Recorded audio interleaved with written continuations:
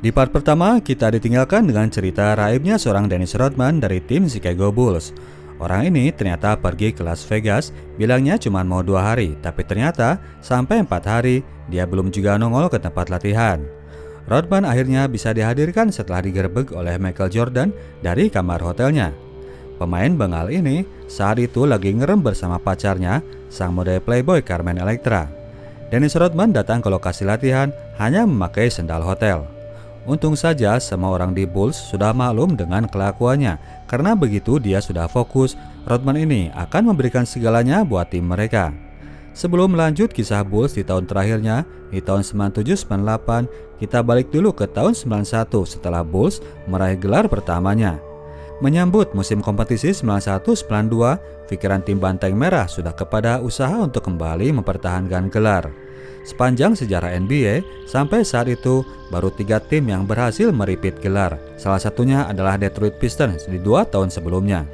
Form yang telah mereka temukan di tahun kemarin, tahun itu makin mereka sempurnakan. Bulls tampil mendominasi liga. Michael Jordan semakin menemukan cara untuk mengoptimalkan diri dan orang di sekitarnya. Musim kompetisi 91-92, mereka pun kembali maju ke babak final dan lawan mereka di final adalah Portland Trail Blazers dengan bintangnya Clyde Drexler, pemain yang sangat tipikal dengan Jordan. MJ males buat dibanding-bandingkan dengan siapapun. Di partai pertama itu, Jordan membuat 3-pointer 5 kali berturut-turut untuk menegaskan posisinya di mata lawan.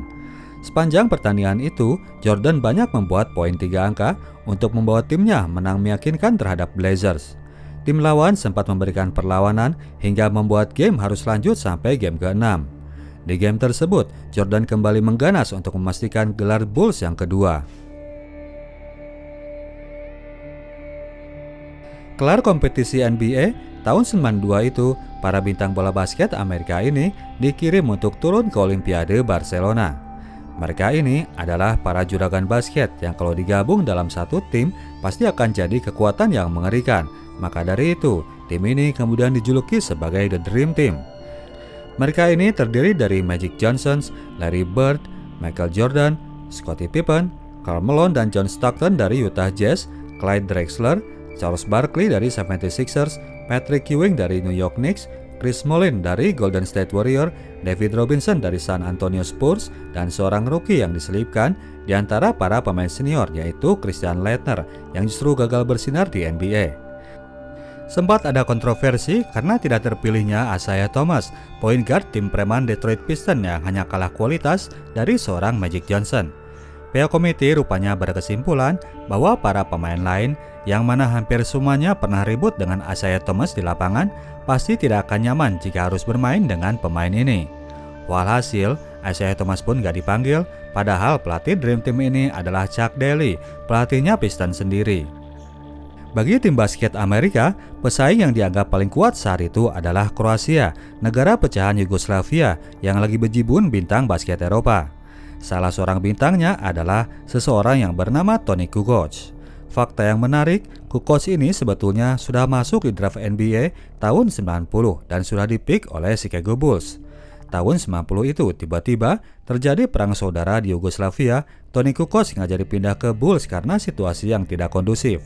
Sementara itu, Jerry Krause sangat ngebet ingin meminangnya. Ia menawarkan transfer yang lumayan yang bikin iri seorang Scottie Pippen. Pippen yang gajinya kecil ini jadi heran dengan tindakan Jerry yang justru lebih konsen ngasih uang lebih buat orang baru ketimbang kepada dirinya yang sudah memberikan gelar. Akhirnya ia pun malah jadi ilfil sama pemain Kroasia ini. Maka dari itu, ketika Amerika bertemu dengan Kroasia di babak penyisihan, Pippen dengan dukungan Michael Jordan membuli abis Toni Kukoc. Orangnya sendiri yang gak ngerti masalah, jadi shock mendapatkan tekanan yang intens di pertandingan penyisihan. Toni Kukoc jadi main berantakan dan Amerika dengan garang membacem Kroasia dengan jarak poin yang jauh. Kepada media, Pippen kemudian memberikan komentar bahwa Toni Kukoc gak mungkin sanggup bermain di NBA. Ketika kedua tim ini kembali bertemu di babak final, Kukoc yang kini sudah siap mental bisa lebih melakukan perlawanan. Toni Kukoc yang berasal dari negara yang keras ini pastinya nggak selemah itu. Meskipun Amerika akhirnya menang, namun Michael Jordan mulai respect sama pemain yang di kemudian hari akan menjadi rekan satu timnya. Kedikjayaan Amerika di cabang bola basket memang bukan berita yang akan menjadi kejutan. Namun efek dari tampilnya The Dream Team di kancah dunia membuat nama NBA makin sohor di publik sejagat. Publik dunia mulai akrab dengan nama-nama pebasket hebat di NBA, apalagi karena mereka sedang memiliki seorang ambasador yang gak tanggung-tanggung kehebatannya. Michael Jordan berkembang menjadi primadona kelas global. Statusnya itu diperkuat dengan iklan dari Gatorade yang memiliki slogan I Wanna Be Like Mike. Michael Jordan sebagai panutan anak muda di seluruh dunia. Popularitas Michael Jordan yang menggila membuatnya jadi banyak kehilangan momen privasi. Dimanapun dia berada, para fans selalu datang menyambut, mengerubungi Michael seperti The Beatles yang selalu diuntit para penggemarnya. Michael Jordan mulai merasakan jengah dan rasa pengap seperti yang dirasakan oleh Dennis Rodman di cerita sebelumnya. Ia bersumpah bahwa jika dirinya sudah pensiun, dia akan menjauh dari kehidupan yang penuh sorot publik dan media. Musim kompetisi 92-93 pun tiba, tim Chicago Bulls fokus untuk meraih gelarnya yang ketiga. Tim ini masih tetap solid seperti tahun sebelumnya, kekuatan Michael Jordan masih tetap menakutkan lawan. Masa awal 90-an itu, setelah meredupnya klub Detroit Pistons, muncul klub lain yang kemudian menjadi pesaing sengit Chicago Bulls. Klubnya sama-sama berkostum biru, The New York Knicks yang dilatih oleh Pat Riley, pelatih yang membawa Lakers jaya di tahun 80-an dan sekarang dibintangi oleh Patrick Ewing, si jangkung besar asal Jamaika, salah seorang anggota The Dream Team. The Knicks memiliki attitude yang hampir sama dengan yang diperlihatkan oleh Pistons, mengutamakan fisik dan bermental preman. Kerusuhan selalu terjadi saat kedua tim ini bertemu. Mereka benar-benar ingin menggusur Bulls dari singgasananya. Pat Riley sendiri memang memberikan instruksi agar pemain lawan jangan sampai melakukan dunk karena akan ngaruh ke mental. Oleh karenanya, pemain Knicks bermain segalak mungkin, tidak membiarkan Michael Jordan melayang di udara. Kedua tim ini kemudian bertemu di final wilayah timur tahun tersebut. Di game pertama, pertarungan keras dan konfrontasi terjadi di sepanjang permainan. Game pertama ini direbut Knicks dengan skor 98-90. Game kedua, pembulian itu kembali terjadi dan tim penantang berhasil menyapu bersih pertandingan kandang, skor 2-0 untuk The New York Knicks. Michael Jordan sendiri tampak lemas di pertandingan kedua ini, yang kemudian membuat media berspekulasi bahwa hal itu disebabkan karena pada malam sebelumnya, Michael Jordan malah enjoy main judi di Atlantic City. Merebaklah kemudian kabar tersebut bahwa sang superstar adalah seorang penjudi. Jordan biasa melakukan judi, terutama jika bermain golf. Apapun alasannya, hal itu tetap cacat di mata publik yang kadung memberinya label sebagai tokoh panutan. Si Air Jordan ini ternyata memang manusia biasa yang tidak sempurna. Publik dan media mulai menyerang Jordan. Michael Jordan pun melakukan aksi tutup mulut terhadap media. Dia meresponnya dengan permainan yang sempurna di game ketiga ketika pertandingan balik dilakukan di Chicago Stadium. Seperti biasa, pertarungan kembali berjalan keras, namun di kandang sendiri, sang banteng merah berhasil mengendalikan keadaan. Skor 2-0 mereka bayar kontan menjadi 2-2. Game kelima di Madison Square Garden, lewat pertarungan yang ketat, Bulls berhasil menjinakkan Knicks dan merubah arah angin menjadi ke arah mereka. Game ke-6 yang kembali dilakukan di Chicago, tim tuan rumah tidak menyia-nyiakan kesempatan, dengan mantap akhirnya preman-preman itu berhasil mereka tundukkan. 3 tahun berturut-turut tim Chicago Bulls berhasil tampil di final NBA. Di final kali ini lawan mereka dari wilayah barat adalah Phoenix Suns yang baru mendapatkan injeksi tenaga dari pemain wilayah timur Danny Ainge dan Charles Barkley yang tahun itu terpilih menjadi MVP season. Michael Jordan yang terang-terangan bilang sangat tersinggung karena tidak terpilih sebagai MVP membuktikan kualitasnya di lapangan. Dan Merle, orang yang ditugaskan untuk menjaga Jordan, pemain yang disukai oleh Jerry Krause, sengaja ia permalukan. Michael Jordan dan timnya tak tertahankan, game pertama dimenangkan oleh tim merah. Game kedua, Charles Barkley sebagai andalan Phoenix Suns bermain kesetanan. Ia berusaha sebisa mungkin mengangkat permainan timnya. Namun Michael Jordan ini bukan orang yang bisa untuk ditantang. Semakin dia merasa tertantang, Jordan selalu membuktikan bahwa dirinya yang terbaik. Phoenix Suns pun dilahap di kandangnya sendiri, skor 2-0 untuk tim Banteng Merah. Balik ke Chicago, Jordan dan kawan-kawan sudah menyangka bahwa mereka akan memastikan gelar juara di kandang sendiri. Nyatanya, Charles Barkley dan kawan-kawan tidak mau untuk menyerah. Mereka melakukan perlawanan sengit dan game ketiga itu, Phoenix Suns berhasil memperkecil ketinggalannya menjadi 1-2. Game keempat, Michael Jordan kembali dikjaya dan berhasil membawa timnya selangkah lagi untuk menjadi juara. Chicago Bulls kembali memperbesar jarak menjadi 3-1. Warga kota Chicago sampai mulai melakukan perayaan dan itu membuat motivasi seorang Charles Barkley kembali bangkit untuk tidak kalah. Game kelima, pertahanan Phoenix Suns mampu menahan Chicago Bulls, giliran mereka yang kembali meraih kemenangan. Pertandingan harus balik dilakukan di kota Phoenix. Begitu tiba di kota Phoenix, Michael Jordan langsung mengumpulkan rekannya. Ia bilang bahwa ia cuma bekal satu setel baju saja. Pertandingan harus berakhir di game ke-6 itu.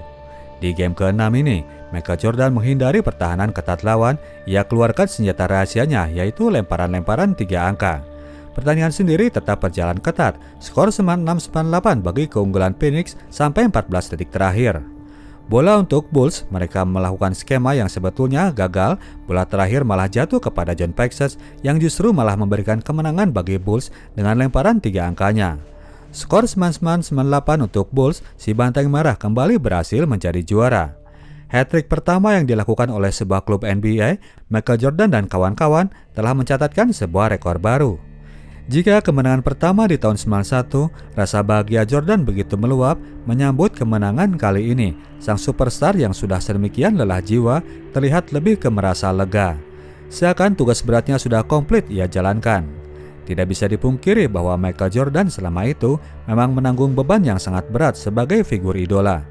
Michael Jordan hanya senyum sambil mojok saja selepas pertandingan final itu berakhir. 1 bulan setelah momen menggembirakan itu, Michael Jordan mendapatkan sebuah kabar yang sangat membuatnya guncang. James Jordan, ayahnya, dikabarkan menghilang dan baru 3 minggu kemudian mobilnya diketemukan dalam keadaan ringsek di pinggiran hutan. Sekitar 2 minggu kemudian, tubuh ayahnya itu ditemukan di kaki bukit sebuah hutan perbatasan South dan North Carolina. Hasil investigasi menyebutkan bahwa James Jordan yang baru pulang dari Wilmington ini menepikan mobilnya karena kecapean untuk beristirahat. Ia kemudian terbangunkan ketika sebuah tembakan menghujam dadanya. 2 orang begal remaja menjadi tersangka dari kasus pembunuhan dan perampokan itu. Berita buruk ini makin menambah tekanan batin yang harus diterima Jordan. Kondisi di luar ternyata tidak semua mendukungnya. Beredar beberapa teori konspirasi bahwa kematian James Jordan ini ada hubungannya dengan urusan judi sang anak. Lelah dengan tekanan-tekanan yang terus mendera, Jordan akhirnya memutuskan untuk pensiun dari bola basket. Secara prestasi, ia merasa sudah tidak lagi menemukan tantangan. Secara psikis, mentalnya pun benar-benar capek menghadapi tekanan-tekanan itu. Ketika ia melakukan press conference untuk mengeluarkan pernyataan resminya, dunia pun heboh seakan kiamat telah tiba. Pensiun dari basket, Michael tidak sepenuhnya langsung jadi pengangguran. Ia banting setir untuk mengejar impian masa kecilnya, yaitu menjadi pemain baseball. Jordan gabung ke tim Chicago White Sox yang juga dimiliki oleh Jerry Reinsdorf. Di arena baseball, Michael Jordan tidak menjadi bintang seperti di dunia basket, namun justru itu yang ia cari. Di sini ia bisa bebas dari tekanan dan diperlakukan seperti bro yang lainnya. Sederhana dan menyenangkan. Chicago Bulls sendiri terpaksa harus move on tanpa kehadiran inspirator mereka, Scottie Pippen yang kini maju sebagai leader. Tanpa Michael Jordan, strategi triangle yang diterapkan oleh Phil Jackson tampak lebih dominan. Para pemain saling berbagi bola, tidak ada lagi orang yang dominan. Sebagai pengganti Jordan, tahun itu tambahan amunisi didapat dari Tony Kukoc yang akhirnya jadi juga direkrut oleh Chicago Bulls. Klub ini memang tidak sekuat sebelumnya, namun masih cukup tangguh untuk maju ke babak playoff. Di babak pertama, mereka dengan nyaman melibas Cavaliers. Maju ke babak semifinal, mereka kembali bertemu dengan The New York Knicks. 2 game pertama di kandang New York, tuan rumah berhasil meraih poin penuh. Skor 2-0 dan di game ketiga di Chicago, suasana kritis terjadi sampai di akhir pertandingan. Skor imbang 102-102 ketika pertandingan berjalan 2 detik lagi. Bola untuk Bulls dan Phil Jackson menyuruh Tony Kukoc untuk menjadi penembak bola terakhir. Scottie Pippen malah tersinggung dengan keputusan itu karena dia merasa bahwa dialah yang harus jadi andalan. Sang pelatih menugaskan Kukoc karena sepanjang musim, pemain Kroasia ini memang sering membuat skor di detik terakhir. Pippen tetap membangkang, ia tidak mau melanjutkan pertandingan. Suasana agak intens dan Phil Jackson memutuskan untuk move on, dia menggantikan Pippen. Bola itu pun diberikan kepada Kukoc yang nyatanya dia berhasil membuat skors. Bulls berhasil memperkecil ketinggalan, namun tak pelak suasana gak kondusif akhirnya merebak ke dressing room. Suasana menjadi tidak nyaman, semua orang jadi bete karena kelakuan Pippen yang egois tadi. Scottie Pippen memang berakhir minta maaf dan Chicago Bulls kembali fokus untuk game berikutnya. Scottie Pippen kembali memimpin Bulls untuk menjalani pertarungan sengit itu meskipun pada akhirnya The New York Knicks berhasil memenangkan pertandingan. Skor 4-3 dan Chicago Bulls telah dilengsarkan dari singgasananya. Akan halnya Michael Jordan sendiri, walaupun sudah bukan pemain Bulls, namun dirinya tetap memantau mantan klubnya itu. Musim kompetisi tahun 1994-1995 masih dijalani Bulls tanpa kehadiran Michael Jordan, dan Michael Jordan sendiri masih asik bermain baseball. Bulan Maret 1995 terjadi kekisruan di Liga Baseball Amerika yang menyebabkan sebagian pemain melakukan demonstrasi menolak untuk bermain. Michael Jordan adalah salah satunya. Suatu hari, tiba-tiba Jordan yang lagi gabut ini main-main ke lokasi latihan mantan klubnya. Iseng main one-on-one di lapangan basket membuat Michael kembali bergairah untuk turun ke NBA. Apalagi setelah ia melihat Scottie di TV yang terang-terangan mengajaknya untuk comeback. MJ mulai terlihat rutin datang ke tempat latihan. Isu itu pun mulai merebak mengenai comebacknya Michael Jordan. Setelah berdiskusi panjang dengan semua pihak, Michael Jordan akhirnya mengeluarkan pernyataan resmi bahwa dirinya akan kembali bermain untuk Chicago Bulls. Klub itu sendiri musim tersebut bermain lebih buruk dari tahun sebelumnya. Mereka telah kehilangan Horace Grant yang cabut ke Orlando Magic karena tak kunjung diperpanjang kontrak di Chicago Bulls. Comebacknya Michael Jordan membawa angin segar ke dalam klub. Partai pertama comebacknya Jordan dilakukan di kandang Indiana Pacers. Sebagai penanda awal yang baru, Jordan kali ini tidak memakai jersey nomor 23, ia pakai nomor 45 yang biasa ia gunakan sewaktu masih bocil. Lagian nomor 23 itu selalu mengingatkannya kepada mendiang bokap. Lama tak bermain di pertandingan resmi membuat permainan Jordan berubah bapuk. 6 shot pertamanya gak ada yang membuahkan skor. Sepanjang pertandingan itu, Jordan cuma 7 kali membuat skor. Bulls masih bapuk, mereka kalah dari Pacers. Baru di pertandingan kedua, 6 hari kemudian, MJ mulai terlihat menemukan permainannya. Pertandingan sendiri berjalan ketat dan Jordan berhasil membuat skor di detik terakhir lewat sebuah jump shotnya. Setelah itu, Jordan pun mulai panas. Di pertandingan kelima comeback, Bulls menghadapi Knicks, Jordan kembali memberikan permainan terbaiknya. Pemain Knicks nggak waspada dengan performa Jordan yang sudah lama menghilang ini. MJ membuat 55 skor dan membuat Bulls memenangkan pertandingan. Kembalinya Michael Jordan berhasil memperbaiki penampilan Bulls sehingga membuat mereka berhasil masuk ke playoffs. Di semifinal playoffs itu, mereka bertemu dengan Orlando Magic, klubnya Horace Grant, mantan bestie mereka. Orlando Magic adalah klub baru yang lagi naik daun. Mereka memiliki bintang-bintang muda, Shaquille O'Neal, Penny Hardaway, dan Nick Anderson. Pertandingan game pertama berlangsung seru sampai detik-detik terakhir. Bulls sudah memimpin saat pertandingan tinggal 14 detik lagi. Yang tak diduga, Jordan sampai kecurian bola sehingga membuat Magic bisa membuat skor. Hal yang tidak pernah terjadi terhadap seorang Michael Jordan. Ketika bola kembali roll, Jordan malah salah umpan sehingga sia-sialah peluang Bulls untuk menyamakan kedudukan. Game pertama berhasil direbut oleh Orlando Magic. Untuk mengembalikan bootnya yang dulu, di pertandingan kedua itu Michael Jordan kembali tampil dengan jersey nomor 23. Nyatanya Michael Jordan memang kembali menemukan vibe-nya yang terdahulu. Dia bermain menggila untuk membawa Bulls menyamakan kedudukan. Namun pada game ketiga, pertandingan kembali berhasil direbut Magic. Fisik Michael Jordan yang masih terbawa fisik baseball belum sepenuhnya sanggup untuk main per 2 hari layaknya pertandingan playoff. MJ tampak sangat kelelahan. Bulls memang masih sempat mencuri satu pertandingan meskipun akhirnya mereka pun tak berdaya. Jordan dan kawan-kawan diusir dari babak playoff dengan skor 2-4. Selepas pertandingan itu, esoknya Michael langsung turun ke arena gym. Dia nggak mau buang waktu, saat itu juga dia berusaha mengembalikan kondisi fisiknya sebagai atlet bola basket. Musim panas itu, di sela kesibukan syuting film Space Jam, Michael Jordan tetap intens melakukan latihan. Kebetulan pihak studio Warner Bros. Bersedia membuatkan sebuah dom khusus agar MJ tidak kehilangan porsi latihan di masa syuting berlangsung. MJ berlaku keras terhadap rekan satu timnya yang baru bergabung. Luke Longley, Jude Bushler, dan Steve Kerr ia bantai di sesi latihan agar bisa punya mental perang seperti dirinya. Pemain-pemain lain belum merasakan jatuh bangun ketika Bulls masih merangkak untuk menjadi tim yang kuat. Tahun itu adalah tahun kedatangan Dennis Rodman untuk memperkuat sisi defense Chicago Bulls. Tim Banteng Merah ini pada musim 95-96 kembali menjadi tim kuat. Dalam 27 pertandingan awal, mereka berhasil memenangkan 25-nya. Pengamat mengatakan bahwa tim ini adalah tim paling kuat sepanjang masa. Trio Jordan, Pippen, dan Rodman dengan bantuan dari Tony Kukoc benar-benar menjelma menjadi tim raksasa. Mereka kini menatap pemecahan rekor untuk tim dengan rekor kemenangan terbanyak sepanjang sejarah. Rekor itu masih dipegang oleh Lakers angkatan 72. Bulan April 1996, mereka berhasil mencapainya dengan catatan 72 kali kemenangan. Playoffs mereka hadapi tanpa halangan dengan mengalahkan Miami Heat dan New York Knicks. Di babak final wilayah timur, mereka kembali bertemu dengan Orlando Magic. Misi balas dendam kembali diusung oleh Michael Jordan. Tim yang super ini pada final kali tersebut tidak mampu dihadang oleh Magic. Mereka melangkah mulus Orlando Magic, mereka gasak dengan skor 4-0. Final NBA tahun 1996 lawan mereka dari wilayah barat adalah tim yang baru pertama kali masuk ke final NBA. Tim itu adalah Seattle Supersonics.